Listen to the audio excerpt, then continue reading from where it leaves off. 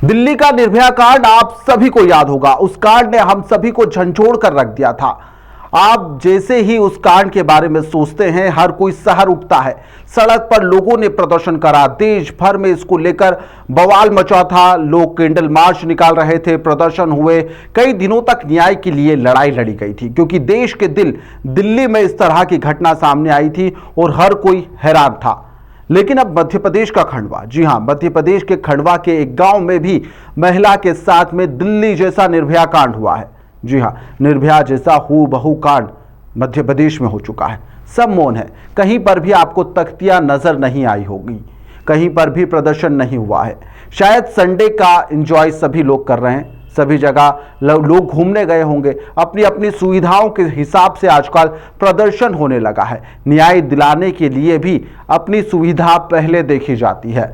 शहर देखकर लोग आगे आते हैं। गांव में एक महिला के साथ में दरिंदगी की गई है, उसके साथ में सामूहिक दुष्कर्म हुआ है। उसके प्राइवेट अंग को बाहर निकालकर फेंक दिया गया। सोचिए आप, कितनी ज्यादा हैवानियत और दर्द भरा वह मंजर रहा होगा। सोचकर ही हम लोगों की रूह कांप जाती है, लेकिन हैवानों की रूह नहीं कांपी। बच्चा दानी को निकालकर बाहर कर दिया गया। जी हां, जब लोग मौके पर पहुंचे तो बच्चा दानी बाहर थी। मध्य प्रदेश के खंडवा में 45 साल की महिला के साथ में यह सब कुछ हुआ है। गैंगरेप उसके साथ में किया गया। महिला बेहोशी की हालत में घर में मिली। उसके प्राइवेट पार्ट पर काफी चोट के निशान थे। इतना ही नहीं, उसकी बच्चा दानी भी बाहर थी। महिला को अस्पताल में यहां पर आसपास के लोगों ने भर्ती करवाया, लेकिन उसकी जान नहीं बच पाई। मौत से कुछ देर पहले वह थोड़ी होश में आई थी तो उसने परिजनों से कहा कि उसके साथ में बहुत गलत हुआ है। यहां पर पीड़िता के 2 बच्चे भी हैं। शनिवार दोपहर को वह बेहोशी की हालत में मिली थी। मां की हालत को देखकर बेटी ने आसपास के लोगों को जानकारी दी। लोग मौके पर पहुंचे और इसके बाद में पुलिस को इस घटना की सूचना दी गई थी। फिर पुलिस की टीम यहां पर मौके पर पहुंची और बताया जा रहा है कि महिला के प्राइवेट पार्ट को सरिये या फिर लकड़ी से भी नुकसान पहुंचाया गया था। उसकी बच्चादानी बाहर निकल कर आ गई थी। यहां पर खंडवा का खलावा इलाका, जहां पर महिला बेहोश हालत में मिली, ज़्यादा खून बहने की वजह से महिला की मौत हो चुकी है।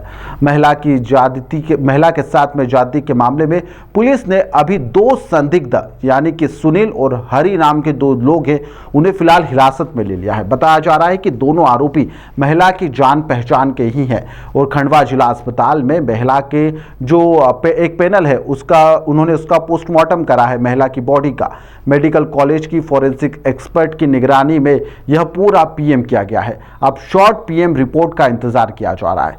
यहां पर खंडवा के जो यह घटनाक्रम सामने आया है, इसको लेकर मध्य प्रदेश कांग्रेस के अध्यक्ष जीतू पटवारी ने भी कानून व्यवस्था पर सवाल खड़े कर दिए हैं।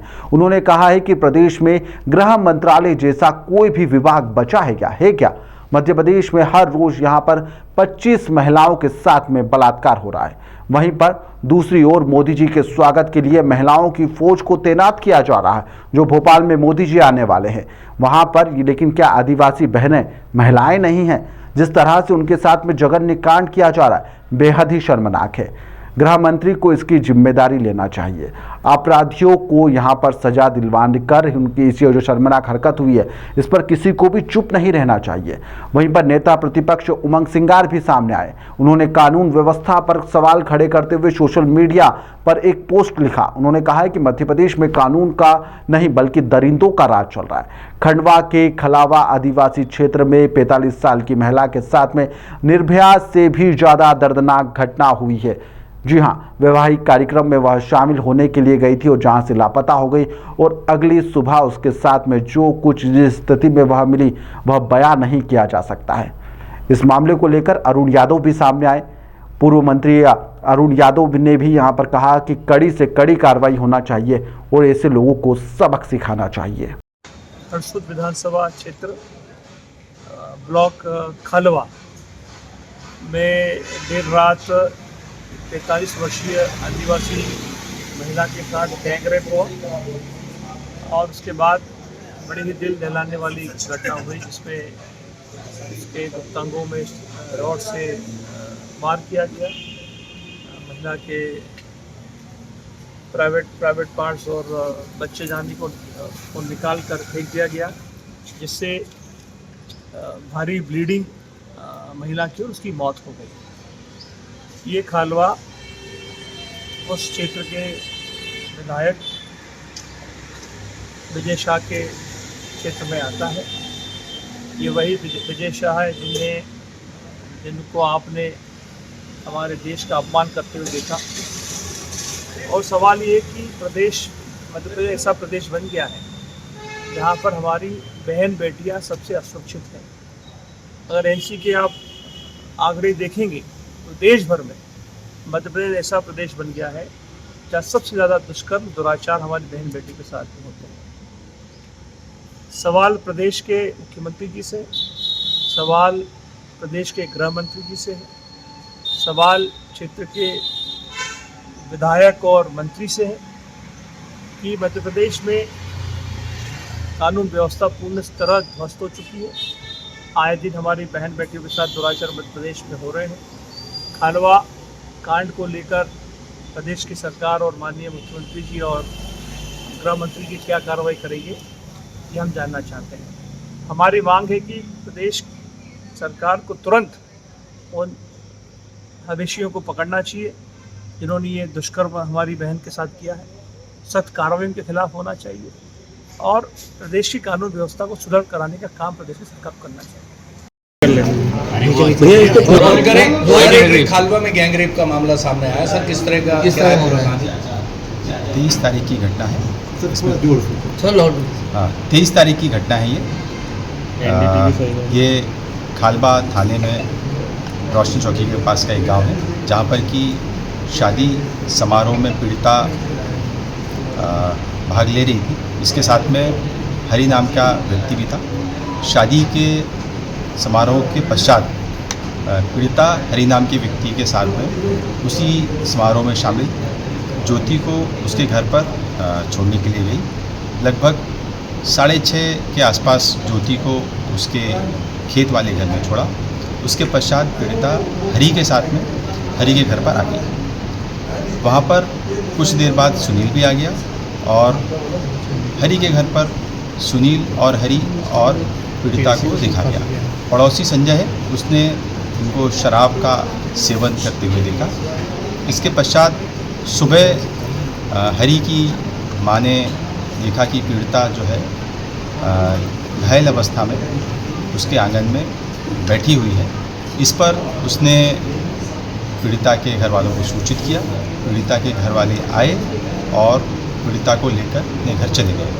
लगभग सुबह 7, सवा 7 के आसपास पीड़िता को उसके घर वाले घर लेके आ गए।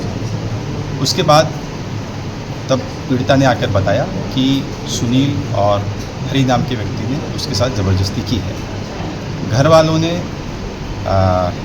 ये मालूम नहीं कि किस कारण से पुलिस को सूचित नहीं किया है, किंतु उसकी मृत्यु लगभग 1.5 से 2 के बीच में हुई है। उसके बाद डायल 100 को सूचित किया। पुलिस को जैसे ही सूचित किया, पुलिस ने तत्परतापूर्वक कार्रवाई करते हुए पीड़िता को शिफ्ट किया और दोनों आरोपियों को गिरफ्तार किया। गिरफ्तार करने के पश्चात आगे जो वैधानिक कार्रवाई है, अपने पंजीबद्ध करने से लेकर साक्ष्य एकत्रित करना, वो सब कार्रवाई पुलिस ने किया है। अभी पीड़िता का पीएम किया जा रहा है। पीएम रिपोर्ट मिलने के पश्चात अग्रिम कार्रवाई की जाएगी। क्योंकि उम्र क्या थी? इसमें पीड़िता की उम्र 45 साल थी, हरी की उम्र लगभग 40 साल है और सुनील की उम्र 30 साल। ये आपस में सब लोग परिचित हैं आपस में? जी हाँ, आपस में परिचित है और इनका घर भी आसपास ही है। छोटा सा गांव है, उसमें आसपास ही लोग रहते हैं। मृत्यु का कारण क्या हो सकता है? मृत्यु का कारण प्रारंभिक तौर पर एक्सेसिव ब्लीडिंग प्रतीत होता है। सर, शरीर के अंग बाहर निकलने की बात सामने आ रही है? नहीं, घटनास्थल पर जब देखा गया वहाँ पर कोई भी इस तरह की बात सामने नहीं आई है। पीएम जारी है, पीएम होने के पश्चात बाकी चीज़ों का खुलासा हो सकेगा। सर, ये जो आरोपी है इनका किस तरह के माइंड के लोग हैं? क्या इनकी आपराधिक प्रवृत्ति है या कुछ?